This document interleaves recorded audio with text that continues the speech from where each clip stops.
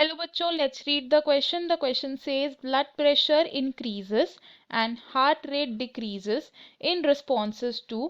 हमसे पूछा गया है कि ब्लड प्रेशर का इंक्रीज होना और हार्ट रेट का डिक्रीज होना किसके रिस्पॉन्स में होता है. हमारे ऑप्शन है यहाँ पर. Option A exercise, option B haemorrhage, option C exposure to high altitude, option D increase intracranial pressure.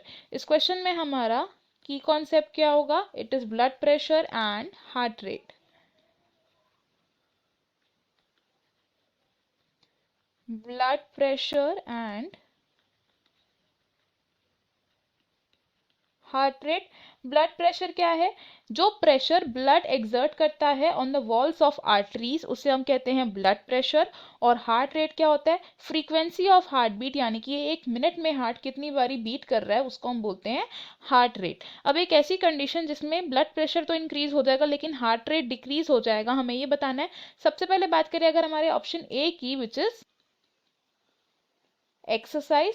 तो ड्यूरिंग एक्सरसाइज हमारी बॉडी एक एक्टिवली मूविंग स्टेट में होती है और इस स्टेट में हम जब एक्टिव होते हैं हमारी बॉडी को और ज़्यादा ऑक्सीजन की ज़रूरत पड़ती है.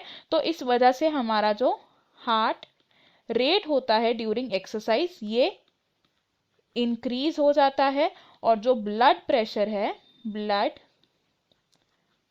है ये भी इंक्रीज हो जाता है. तो ये ऑप्शन रॉन्ग हो जाएगा. ऑप्शन बी की अगर बात करें तो it is haemorrhage. Option B है. हेमोरेज क्या होता है? जब एक आर्टरी बर्स्ट हो जाती है इन द ब्रेन एंड वो इंटरनल ब्लीडिंग को कॉज कर सकती है. अब हेमरेज कंडीशन में क्या होता है?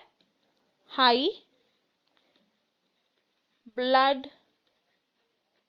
प्रेशर यानी कि जो हाइपरटेंशन है ये क्या है? एक कॉज बन सकता है ये हेमरेज का. एंड जो हार्ट रेट होता है वो हेमरेज में इंक्रीज हो जाता है.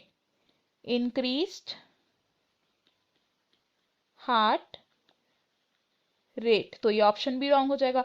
ऑप्शन सी को अगर हम डिस्कस करें तो it is exposure to high altitude. High altitude पर ऑक्सीजन लेवल या ऑक्सीजन कॉन्सेंट्रेशन कम होता है. तो ऐसी कंडीशन में हमारी बॉडी को और ऑक्सीजन की रिक्वायरमेंट होती है. तो इसके लिए क्या होता है? जो ब्लड प्रेशर होता है वो इंक्रीज हो जाता है. ब्लड प्रेशर इंक्रीजेस एंड जो हार्ट रेट है ये भी बढ़ जाता है. It also increases. तो ये ऑप्शन भी रॉन्ग हो जाएगा. ऑप्शन डी की अगर बात करें तो इट इज इंक्रीज्ड